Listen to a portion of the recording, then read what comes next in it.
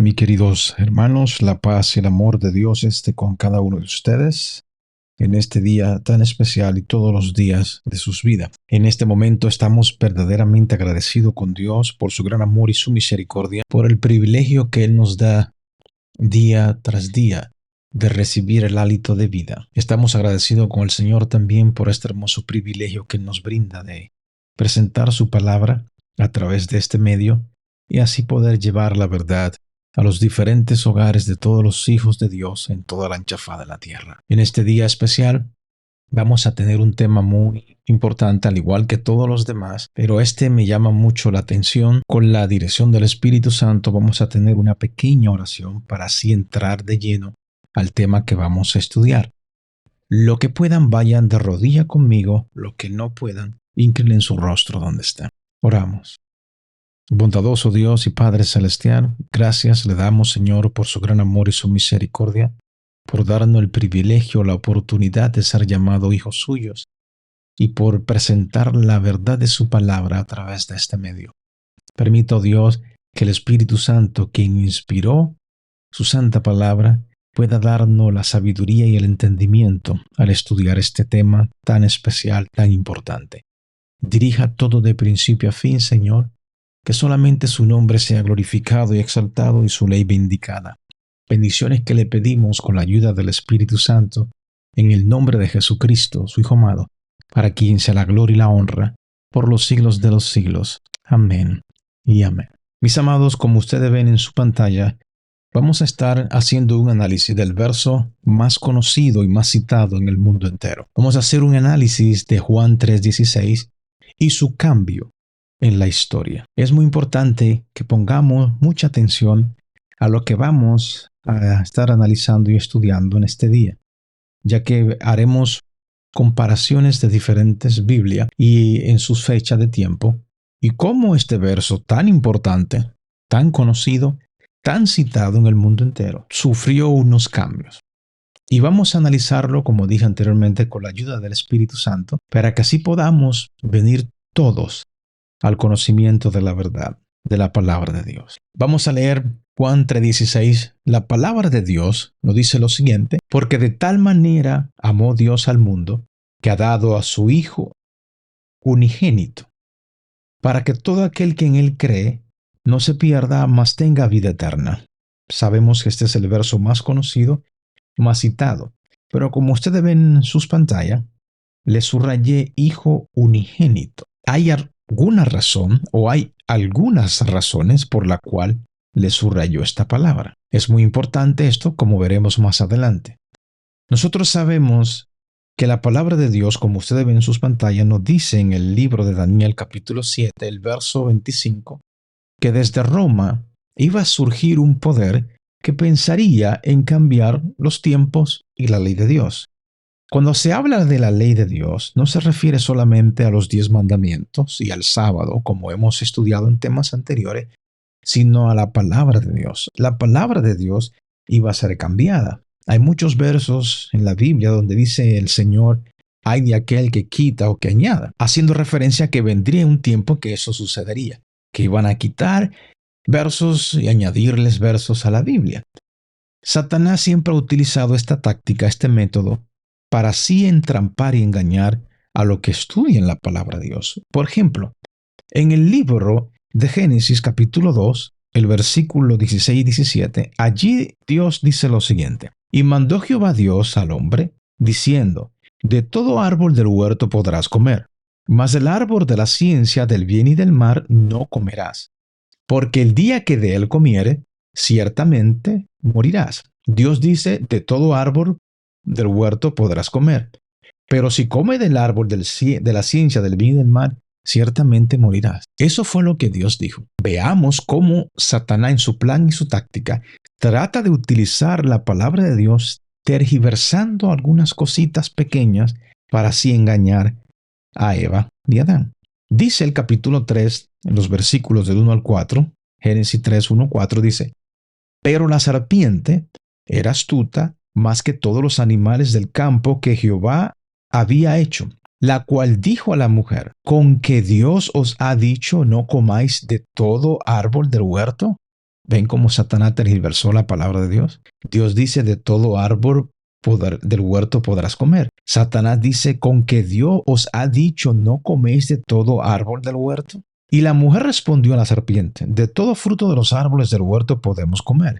Pero del fruto del árbol que está en medio del huerto, dijo Dios, no comeráis de él ni lo tocaréis para que no muráis. Entonces la serpiente dijo a la mujer, no moriréis. Dios dice, si comes del árbol de la ciencia del bien y del mal, ciertamente morirás.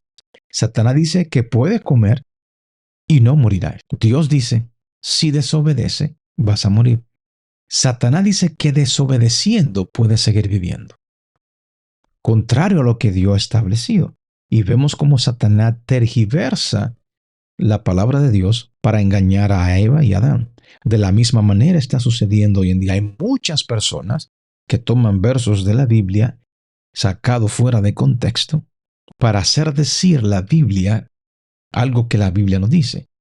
Muchas veces lo entrecortan los versos para hacer decir o para querer implantar una doctrina y con esa falsa doctrina de un verso incompleto hacer un imperio eclesiástico. Otro ejemplo que le doy para que veamos cómo Satanás utilizaba la Biblia también, incluso para atentar a Jesús, como veremos en estos versos que leeremos. En el libro de Mateo, el capítulo 4, los versos 5 a 6, dice lo siguiente en la palabra del Señor. Entonces el diablo le llevó a la santa ciudad y le puso sobre el pináculo del templo, y le dijo, si eres hijo de Dios, échate abajo, porque escrito está. ¿Ven? Satanás está citando la Biblia a Jesús. Dice, el escrito está, a sus ángeles mandará cerca de ti. Aquí le está citando el Salmo 91, verso 11. Dice, y en sus manos te sostendrá para que no tropiece con tu pie en piedra. Aquí le está citando Salmo 91, verso 18. Satanás cita la Biblia para tentar a Jesús, tergiversándola también como hizo con Adán y Eva. De la misma manera está sucediendo hoy en día, donde muchas personas hacen lo mismo, usan la misma táctica de Satanás para confundir a las personas que quieren acercarse a Dios a través del estudio de la palabra y la oración. Esto le ha resultado, y al transcurrir los tiempos, como veremos más adelante, siempre lo ha hecho, tratar de quitarle o añadirle a la palabra de Dios o tergiversar los versos de la Biblia para así engañar a los que quieren buscar de Dios. Eso es lo mismo que ha sucedido con Juan 3:16. Porque de tal manera amó Dios al mundo, que ha dado su Hijo unigénito, para que todo aquel que en él crea no se pierda, mas tenga vida eterna. Esta cita dice, vi que Dios había guardado en forma especial la Biblia. Sin embargo, cuando los ejemplares de ella eran pocos, había muy pocas Biblias, hubo sabios que en algunos casos cambiaron las palabras. Escuchen bien. Cambiaron las palabras, pensando que estaban haciendo más claro su sentido, cuando en realidad estaban confundiendo lo que era claro, inclinándolo hacia sus opiniones establecidas, ¿dónde? En los concilios, como veremos más adelante, que eran gobernadas por la tradición, pero vi que la palabra de Dios en un conjunto es una cadena perfecta de la cual una porción se vincula con la otra y la explica. Los verdaderos buscadores de la verdad no necesitan errar, porque no solo es la palabra de Dios clara y sencilla al presentar el camino de la vida, sino que el Espíritu Santo es dado como guía para comprender el camino de la vida en ella revelada. En pocas palabras, aunque han surgido muchos cambios y se han cambiado muchos versos de la Biblia, si se busca de todo corazón para buscar la verdad, el Espíritu Santo nos ayudará a entender, ya que la Biblia debe de estudiarse un poquito aquí, un poquito allí, como dice Isaías 28 del día al 13, especialmente el verso 13, que aunque haya muchos versos cambiados, el Espíritu Santo nos guiará a toda verdad. Siempre y cuando busquemos con humildad de corazón para conocer a Dios y agradarle, buscamos la verdad de esa forma, el Espíritu Santo nos ayudará a encontrar la verdad de su palabra, aunque haya muchos versos cambiados. Porque nadie Nadie sabe más que Dios. En este libro de historia, muy bueno, por cierto, al que no lo tenga se lo recomiendo que lo consigan. No le estoy haciendo promoción a esto, pero es muy bueno para entender la historia de los cambios de muchas cosas que han existido en la Biblia. Pero hay cosas muy interesantes que nos ayudan a entender los cambios que existieron en la Biblia y como veremos ahora, le leeré algunas cuantas cosas importantes de aquí que no tienen perdición. Escuchen, cuando habla del sistema de Platón, lo que han estudiado, lo que han leído, incluso en la escuela se mencionó a Platón. Cuando yo estudiaba en las escuelas, oí hablar de Platón. Dice, el genio de Platón, ilustrado por su propia meditación o por el conocimiento tradicional de los sacerdotes de Egipto. De ahí que viene el conocimiento de Platón. Se aventuró a explorar la naturaleza misteriosa de la divinidad. Cuando había elevado su mente a la contemplación sublime del primero que existe por sí mismo, causa necesaria del universo, el sabio ateniense, o sea, Platón, fue incapaz de concebir cómo la simple unidad de su esencia podía admitir la variedad infinita de ideas distintas y sucesivas que componen el modelo del mundo intelectual. Cómo un ser puramente incorpóreo podía ejecutar aquel modelo perfecto y moldear con mano plástica el caos brusco e independiente. La vana esperanza de liberarse de estas dificultades que podían oprimir las débiles facultades de la mente humana indujo a Platón a considerar la naturaleza divina bajo la triple modificación de la causa primera, la razón o el logos, que muchos atribuyen esto a Jesucristo, y el alma o espíritu del universo. Su imaginación poética a veces fijaba y animaba estas abstracciones metafísicas. Los tres archical o principios originales fueron descritos, en el sistema platónico como tres dioses, unidos entre ellos por una misteriosa e inefable creación. O sea, que aunque él y los demás sabían que habían tres, pero él lo describe a estos tres diferente. Él lo describe como que son tres, pero en uno solo. De aquí es donde viene la famosa doctrina que está en los credos y los concilios del catolicismo, como veremos más adelante. Le leo nuevamente. Dice, su imaginación poética a veces fijaba y animaba estas abstracciones metafísicas.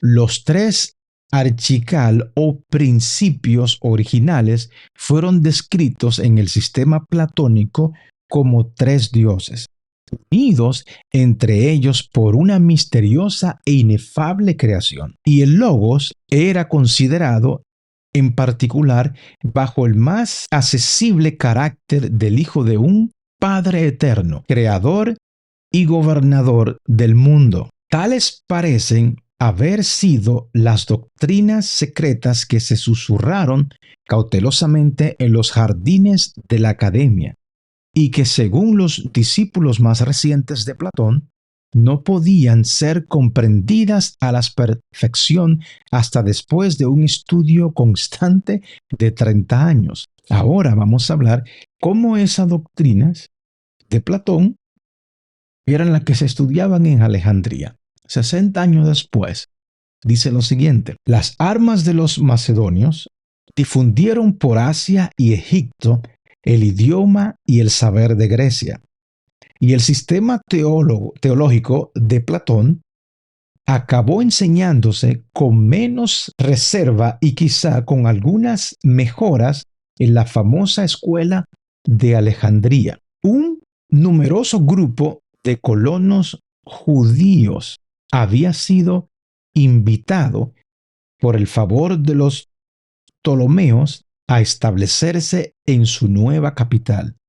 Mientras la masa de la nación practicaba las ceremonias legales y perseguía las ocupaciones lucrativas del comercio, unos pocos hebreos de un espíritu más liberal consagraron sus vidas a la contemplación religiosa y filosófica. Aquí vemos cómo los judíos comenzaron a mezclar las cosas religiosas con la filosofía platónica de los griegos. Cultivaban, con diligencia y abrazaban con ardor el sistema teológico del sabio ateniense. Aquí lo repiten ellos.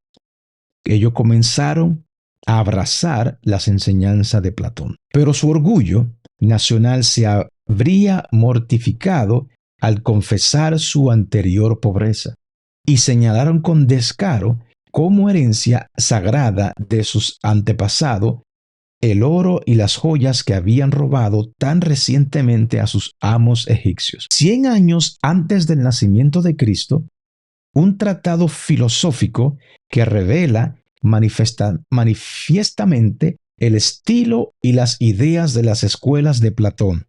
Fue elaborado por los judíos alejandrinos y de común acuerdo fue recibido como reliquia genuina y valiosa de la sabiduría inspirada de Salomón. O sea, que lo que enseñaba Platón fue adquirido por los judíos y abrazado por ellos como si fuera de la sabiduría inspirada por Salomón. Una unión similar de la fe mosaica y la filosofía griega distingue las obras de Filón, que fueron compuestas en su mayor parte bajo el reinado de Augusto. El alma material del universo podía ofender las relaciones de los hebreos, pero aplicaron el carácter del Logos a Jehová de Moisés y a los patriarcas, y el Hijo de Dios se presentó en la tierra bajo una apariencia visible e incluso humana, para realizar aquellos oficios familiares que parecen incompatibles con la naturaleza y los atributos de la causa universal. Todas estas alegorías de Platón fueron abrazadas por los judíos y, como veremos más adelante, fueron introducidas al cristianismo. Como sigue diciendo el libro, en esta ocasión, en la página 794, cuando habla acerca del concilio de Nicea del 325. Si los obispos del concilio de Nicea hubieran estado autorizados a seguir los dictámenes imparciales de sus conciencias, Ario, hay muchos que creen como Ario en estos días, dice, Ario y sus asociados seguramente no habrían podido abrigar esperanza de obtener una mayoría de votos a favor de su hipótesis, tan directamente adversa a las dos opiniones más populares del mundo católico. Los arianos pronto se dieron cuenta del peligro de su situación y asumieron prudentemente aquellas modestas virtudes que, en la furia de las disensiones civiles y religiosas, se practican rara vez o incluso se predican excepto por el partido más débil. Recomendaban el ejercicio de la caridad cristiana y la moderación. Alegaban la naturaleza incomprensible de la controversia. Rechazaban el uso de cualesquiera términos o definiciones que no pudieran encontrarse en las Escrituras y ofrecían, mediante concesiones muy generosas, satisfacer a sus adversarios sin renunciar a la integridad de sus propios principios. La ficción victoriosa recibió todas sus propuestas con arrogante sospecha y buscó ansiadamente algunas señales irreconcebibles de distinción, cuyo rechazo pudiera involucrar a los arianos en la culpa y en las consecuencias de la herejía. Se leyó públicamente una carta que luego se rompió ignominiosamente, en lo que su patrocinador, Eusebio de Nicomedia, confesaba sinceramente que la admisión del homoousión, que eso es consustancial, una palabra ya familiar para los platónicos, era incompatible con los principios de su sistema teológico. La feliz oportunidad fue aprovechada ávidamente por los obispos, que controlaban las resoluciones del sínodo, y conforme con las vivas expresiones de Ambrosio, usaron la espada que la herejía, o sea, los arianos, mismo había desenvainado para cortar la cabeza del odiado monstruo. La consustancial del Padre y el Hijo fue establecida por el Concilio de Nicea y ha sido unánimemente recibida como un artículo fundamental de la fe cristiana por el conocimiento de las iglesias griega, latina, oriental y protestante. O sea, todos creen en esto, que el Hijo es consustancial al Padre. Pero si la misma palabra no hubiera, servido para estigmatizar a los herejes y unir a los católicos, habría sido inadecuada para el propósito de la mayoría por quien se introdujo en el credo ortodoxo. Esta mayoría estaba dividida en dos grupos o en dos partidos, distinguidos por una tendencia contraria a las opiniones de los tristeístas y de los sabelianos. Sin embargo, como esos extremos opuestos parecían derribar los fundamentos de la religión natural o revelada, acordaron mutuamente modificar el rigor de sus principios y negar de las consecuencias justas, pero odiosas, que podrían ser requeridas por sus antagonistas. El interés de la causa común los inclinó a unir sus grupos y olvidar sus diferencias. Sus enemistades fue amortiguada por los consejos sanadores de la tolerancia, y sus disputas se suspendieron por el uso del misterioso homoousión. O sea, que todas las cosas que ellos tenían en contrarios, que no se aceptaban el uno del otro, fueron olvidadas por la nueva enseñanza de la consustancial del Padre y el Hijo, que cada partido era libre de interpretar de acuerdo con sus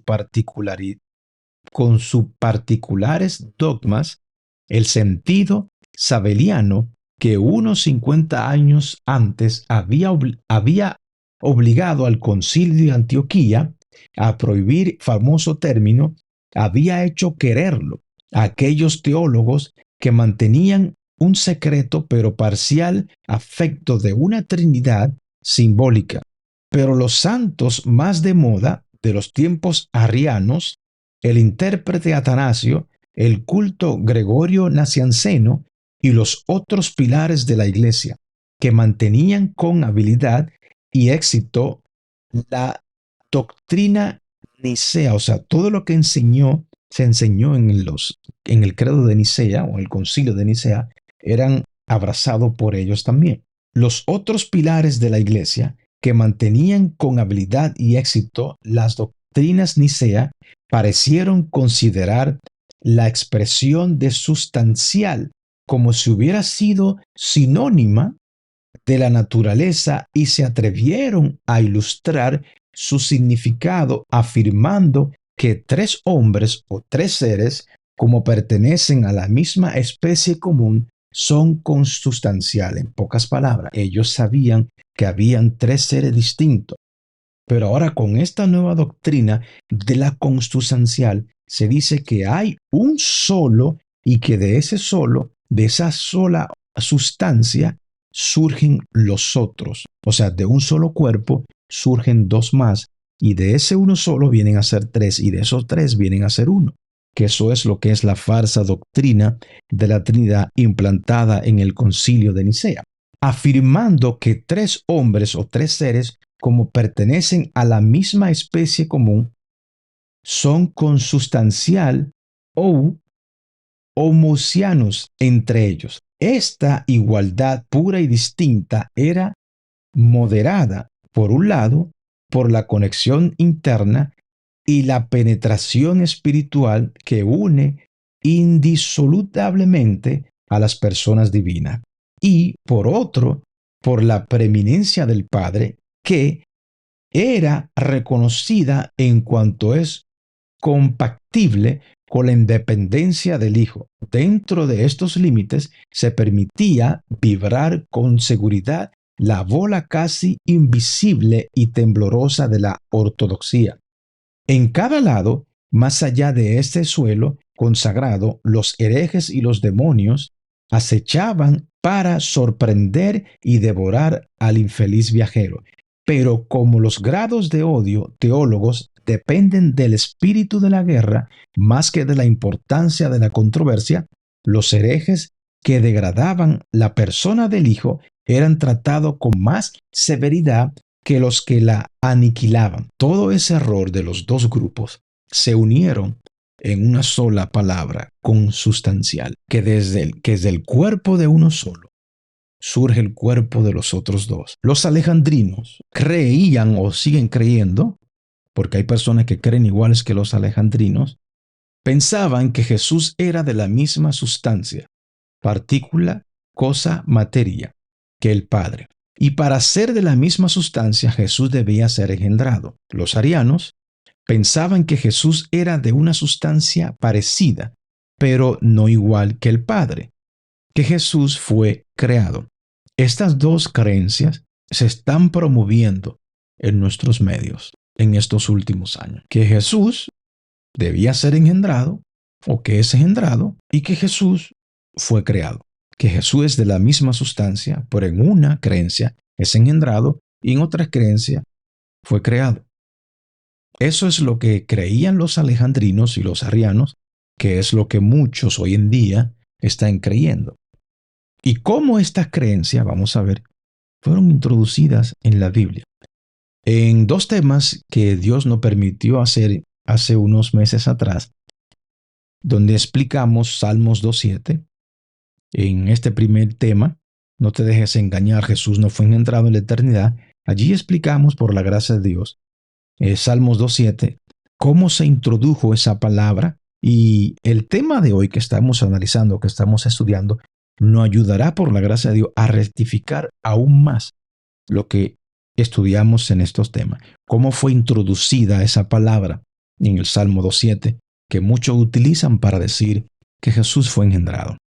Pero en estos dos temas, por la gracia de Dios, vimos cómo Jerónimo, por orden del Papa Dámaso I, que le mandó a tomar la recopilación del canon de la Biblia y traducirla. Cuando él comenzó a traducirla, ahí fue donde vinieron a comenzar a introducirse las enseñanzas de los concilios de Nicea y de Constantinopla. Jerónimo descubrió su verdadera vocación con la que podría servir a Dios, la de filólogo.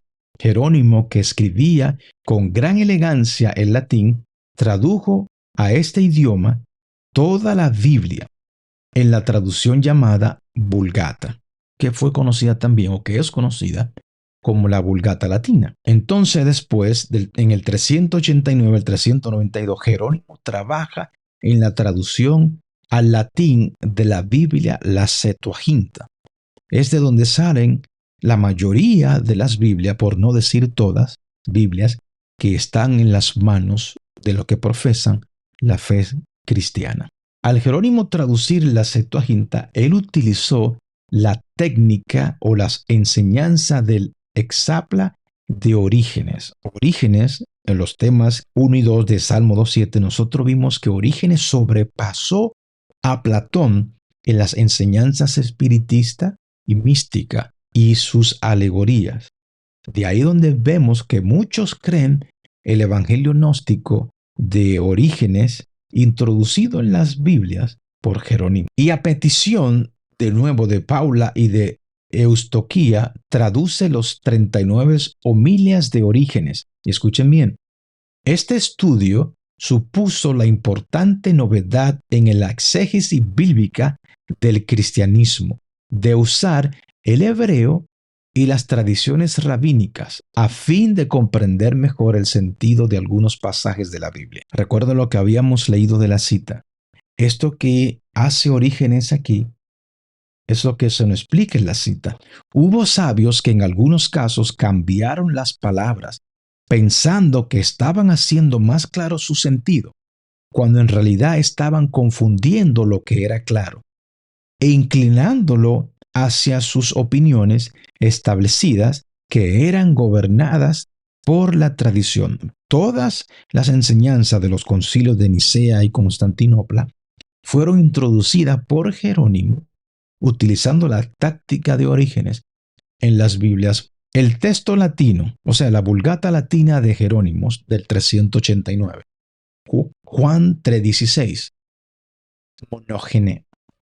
Esto es muy interesante que podamos comprenderlo, ya que nos va a ayudar a hacer entender algunas de las palabras que fueron introducidas por Jerónimo, pero en especial el verso que estamos estudiando hoy, el verso que estamos analizando, que es Juan 3:16. Monógenes, que viene del griego de esta palabra que está aquí, es una palabra compuesta de dos, como veremos más adelante. El texto de Juan 3:16, esta es una Biblia, este es el primer texto que vamos a leer, es de una Biblia que proviene de la Septuaginta, porque de tal manera amó Dios al mundo que ha dado a su Hijo unigénito, en un texto original que no proviene de la Septuaginta, ni es traducción de la Vulgata latina, dice, pues Dios amó tanto al mundo que dio a su único Hijo. ¿Ven la diferencia? En esta, que proviene de la Septuaginta, dice Hijo unigénito. Aquí dice único Hijo. Esta palabra unigénito está compuesta de dos, como veremos más adelante. Esta Santa Biblia, que es traducida al español de la Vulgata latina, dice aquí, conforme a los padres, o a los primeros padres, o santos padres, como le dicen ellos, y expositores católicos. Este verso allí se lee de la siguiente manera: porque de tal manera amó Dios al mundo que dio a su Hijo unigénito. Y allí le ponen un número, el número 17. Y eso es lo que explica aquí. Dice, no uno de sus siervos, no un ángel o un arcángel, sino su Hijo, monogené, el unigénito. Veremos que desde aquí, cuando él comenzó, Jerónimo, a traducir la Biblia, comenzó a introducirse esto. Vamos a comparar este verso de Juan 3:16 con otras Biblias, con otro texto que mantienen el texto perfecto, que no provienen de la Septuaginta, que esta palabra monogené no existe. Dice esa palabra monogené, que es compuesta de dos, únicos o único, filus, hijo único, y la otra parte es genitum, engendrar o engendrada, unigenitum, único engendrado. Eso es lo que significa esa palabra que se ha introducida en Juan 3:16. Por ejemplo, la Vulgata latina, cuando empezó Jerónimo a la traducción, cuando la termina, aquí es introducida esta palabra, unigenitum. Y por ende, en esta Biblia que viene de la Septuaginta, lo tiene también, porque de tal manera amó Dios al mundo que ha dado a su Hijo unigénito, que es lo mismo que dice la Vulgata latina. Otro versículo muy interesante donde se usa esta palabra, que también es añadida. Dice Juan 1:14, y aquel verbo fue hecho carne y habitó entre nosotros y vimos su gloria, gloria como la del unigénito del Padre, o engendrado del Padre, lleno de gracia y de verdad. Ahora, este verso en otra versión que no proviene de la Septuaginta, ni es traducción de la Vulgata latina, dice, entonces la palabra se hizo hombre y vino a vivir entre nosotros. Estaba lleno de amor inagotable y fidelidad, y hemos visto su gloria, la gloria del único Hijo del Padre. Es diferente, único Hijo del Padre, a unigénito del Padre. Aquí es engendrado, aquí es único, diferente. pero no es engendrado. Como ellos, o como Jerónimo, al traducir, hacer la Vulgata Latina, explica esto. Y el Verbo fue hecho carne y habitó entre nosotros y vimos la gloria del... ¿Gloria cómo? Y le ponen el número aquí en pequeño, 23. Y mira cómo ellos explican esto. Gloria cómo. Esto es del verdadero unigénito del Padre, engendrado del Padre, quieren decir ellos.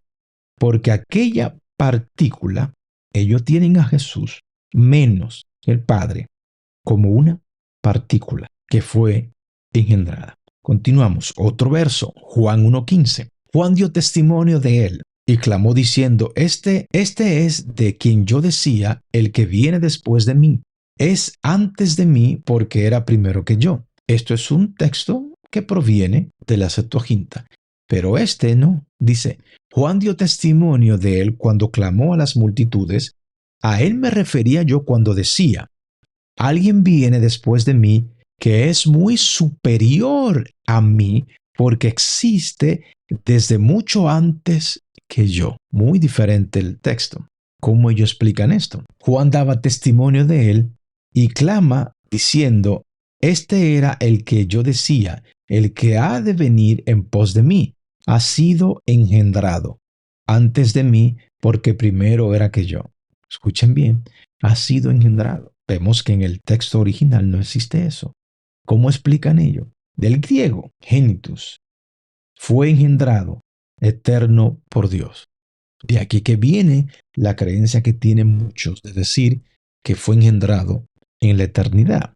Veremos que esa palabra, hemos visto algunos versos, pero veremos cómo los reformadores, que fueron perseguidos y martirizados por la verdad, en sus Biblias que ellos, inspirados por Dios al traducir, por el Espíritu Santo al traducir la palabra, no existe esta palabra engendrado. Primera de Juan 5:1. Todo aquel que cree que Jesús es el Cristo es nacido de Dios. Y todo aquel que ama al que engendró, ama también al que ha sido engendrado por él. Biblia o texto, perdón, que proviene de la Septuaginta. Este mismo texto, en otra traducción que no proviene de las manos de Jerónimo, dice, todo aquel que cree que Jesús es el Cristo ha llegado a ser un hijo de Dios. Y todo aquel que ama al Padre ama también a los hijos nacidos de él. En ninguna parte en este texto original aparece la palabra engendrado o el que engendró. Ya ustedes ven cómo es que vienen las confusiones. Pero recordemos la cita que leímos anteriormente, que aunque haya muchos cambios como esto, el Espíritu Santo, si estamos buscando la verdad, nos ayudará a entender lo que es escrito correctamente y nos ayudará a conocer la verdad. En esto de las traducciones de Jerónimo aparece por todos lados la palabra engendrado. En este verso, que es el mismo, no aparece. ¿Cómo ellos explican esto? Todo aquel que cree que Jesús es el Cristo es nacido de Dios y todo aquel que ama a aquel que le engendró, ama también al que de él nació. Aquí vemos la palabra engendrado. Ellos explican esto. El que ama a Dios, Padre, que engendró a su verbo, ama al verbo engendrado del Padre. Todas estas son las enseñanzas de los concilios de Nicea y Constantinopla. Y de ahí fueron tomados e implasmados en las Biblias de las traducciones de la Septuaginta y de la Vulgata Latina. Hebreos 1:3. La misma sustancia, credo de Nicea, la misma sustancia. Pido disculpa por esta palabra, esta letra, no es la que debe de estar ahí, pero la entendemos. La misma sustancia, credo de Nicea, el cual siendo el resplandor de su gloria y la imagen misma de su sustancia. Cuando leemos este mismo verso, en otra versión no proveniente de la Septuaginta, dice, y él, el Hijo, irradia la gloria de Dios y expresa el carácter mismo de Dios. Por ningún lado usted ve esa palabra, sustancia, que ya hemos visto en temas anteriores y al principio de este tema mismo, que la palabra consustancial fue añadida. No está en el original. Ellos explican ellos mismos aquí, dice, el cual siendo el resplandor de la gloria y la figura de su sustancia. Ellos explican imagen sustancial, viva, permanente y perfectísima del Padre. O sea que el Hijo es consustancial, viene del mismo cuerpo. Son dos en un solo cuerpo. Los de un solo cuerpo salen dos. Esa es la enseñanza que ellos tienen y fue introducida por Jerónimos en las Biblias. Juan 1:18, del seno del Padre, otra palabra que se usa en los concilios de Nicea y Constantinopla. A Dios nadie le vio jamás.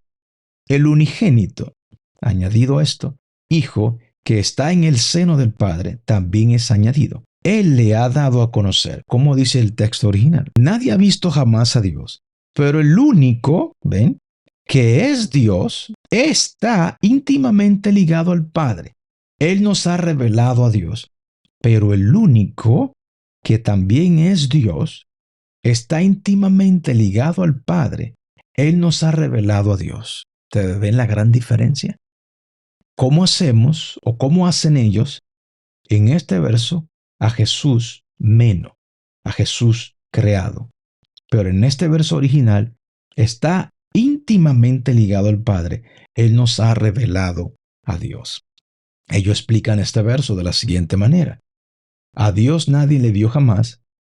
El Hijo unigénito que está en el seno del Padre, Él mismo lo ha declarado. Ellos dicen lo siguiente: el unigénito del Padre que está en su seno. Esto es, que de toda eternidad está unido con el Padre y es engendrado de su sustancia.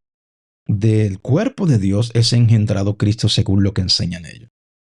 Ustedes ven cómo en las tradiciones de la Septuaginta por Jerónimo se introdujeron todas estas enseñanzas del Concilio de Nicea. Y muchas personas leen esto de esta forma y solamente directamente así lo leen y así lo creen. Muy, muy triste. También el Salmos 2:7, que en muchas ocasiones también nosotros lo hemos estudiado en los temas anteriores.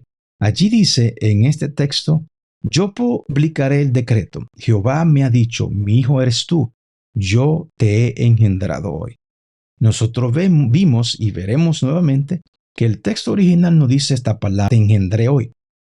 El rey proclamará el decreto del Señor. El Señor me dijo, tú eres mi hijo, hoy he llegado a ser tu padre. Es muy diferente, pero sabemos que este salmo, que estudiamos anteriormente en otros temas, fue escrito por David. Y esto fue una promesa que Dios le hizo a David por medio del profeta Natán con referencia a su hijo Salomón. Dice lo siguiente acerca de este verso, como ellos lo explican aquí en la traducción de la Vulgata Latina. Mi hijo eres tú, yo te he engendrado hoy. De manera que las primeras palabras no se deben unir con las que proceden del verso 6, sino con las que siguen del verso 7. De esta suerte, publicaré el decreto de mi Padre, sobre el que se funda mi reino. Y el tenor de este decreto es lo que después dice: y si yo fui engendrado eterno como hijo suyo por naturaleza, y él me estableció también por su heredero universal y consiguientemente por rey y señor del cielo y de la tierra. Ustedes ven cómo ellos malinterpretan estas cosas, porque ese Salmo 2:7 es la promesa que Dios le hizo a David por medio del profeta Natán acerca de su hijo Salomón. Y de aquí que vienen estas enseñanzas y se introducen en la Biblia, y muchas personas, lamentablemente, están creyendo todo lo que es del Concilio de Nicea y del Concilio de Constantinopla. Antes de la Reforma, mucha atención, esta cita nos ayudará a entender más aún. Antes de la Reforma hubo tiempos en que no existían sino muy pocos ejemplares de la Biblia, pero Dios no había permitido que su palabra fuese destruida completamente. Sus verdades no habían de quedar ocultas para siempre. Le era tan fácil quitar las cadenas de las palabras de vida como abrir las puertas de las cárceles y quitar los cerrojos a las puertas de hierro para poner en libertad a sus siervos. En los diferentes países de Europa hubo hombres que se sintieron impulsados por el Espíritu de Dios a buscar la verdad como un tesoro escondido, y que, siendo guiados providencialmente hacia las Escrituras, estudiaron las sagradas páginas con el más profundo interés. Deseaban adquirir la luz a cualquier costo. Aunque no veían todo con claridad, pudieron discernir muchas verdades que hacía tiempo yacían sepultadas. Iban como mensajeros enviados del cielo, rompiendo las ligaduras del error y la superstición, y exhortando a los que por tanto tiempo habían permanecido esclavos a que se levantaran y afirmaran su libertad. Salvo entre los valdenses, la palabra de Dios había quedado encerrada dentro de los límites de idiomas conocidos tan solo por la gente instruida. Pero llegó el tiempo en que las Sagradas Escrituras iban a ser traducidas y entregadas a gentes de diversas tierras en su propio idioma. Había ya pasado la oscura medianoche para el mundo. Fenecían las horas de tinieblas y en muchas partes aparecían señales del alba que estaba por rayar. Al mismo tiempo que Lutero daba la Biblia al pueblo de Alemania, Tyndale era impulsado por el Espíritu de Dios a hacer otro tanto por Inglaterra. Tyndale iba a completar la obra de Wycliffe al dar a sus compatriotas la Biblia en su propio idioma. Tyndale escribió su Biblia en el 526. Veamos cómo Tyndale, al traducir la Biblia, cómo está el verso escrito en este texto original de la Biblia de Tyndale. ¿Ven? Esta es la parte principal de la Biblia de Tyndale, publicada en el 1526 por el eminente estudioso y mártir William Tyndale. Allí tiene el escrito acerca de Juan 3:16 lo siguiente: God so loved the world that he gave his only son, porque de tal manera amó Dios al mundo que ha dado a su Hijo único. Ustedes ven que allí no está la frase unigénito. Esta Biblia fue escrita en el 526. La Biblia de Matthews 1537, único Hijo, porque de tal manera amó Dios al mundo que ha dado a su Hijo único. No aparece unigénito, no aparece engendrado. La Biblia de Cobardo 537, allí también tiene only son, único hijo, hijo único. No existía en el texto original la palabra unigénito o engendrado. Cuando usted va a las Biblias del texto precepto que tienen la preservación original del texto, la Biblia de Tyndale, la de Matthews y la de Coverdale, todas dicen de Juan 3:16, único hijo, único hijo, único hijo. No aparece la palabra unigénito o engendrado. Y en la King James, en otro estudio que haremos, veremos cómo fue corrompida, cómo se introdujo esa palabra begotten son en la King James. Pero solamente leeremos Juan 3:16, donde allí fue introducida esa palabra, his only begotten son, su hijo unigénito. Ya para el 1611 en la King James aparecía, pero en las Biblias anteriores originales no aparecía. En la de Tyndale, en la de Matthews. Muy diferente a lo que dice la King James y a la que dicen todas las Biblias que surgen de la Septuaginta. Y este Nuevo Testamento jesuita, por supuesto, tiene que decir, como dice aquí, este Nuevo Testamento traducido de la Vulgata Latina por los estudiosos católicos. Allí dice Juan 3:16, his only begotten son, porque de tal manera amó Dios al mundo que ha dado a su Hijo unigénito. Solamente en estas Biblias que provienen de las traducciones de Jerónimo, de la Septuaginta que tradujo Jerónimo, y las traducciones al latín y al español de la Vulgata Latina, aparece esta palabra que fue, como vimos, introducida en las Biblias por Jerónimo. Y comparamos con los versos de otras Biblias de los reformadores que tenían el texto original, como Tyndale y Matthews, que la palabra unigénito o begotten no existía o no existe en el texto original. Le leo esta cita para terminar. En él estaba la vida. Aquí veremos cómo Jesús no pudo o no puede haber sido engendrado, porque Jesús es eterno. Si Jesús es engendrado, tiene un principio. No puede ser Dios y no puede ser nuestro Salvador. Pero como Jesús es eterno, Jesús es Dios, Jesús es nuestro Salvador. En Él, en Jesús, estaba la vida, y la vida era la luz de los hombres.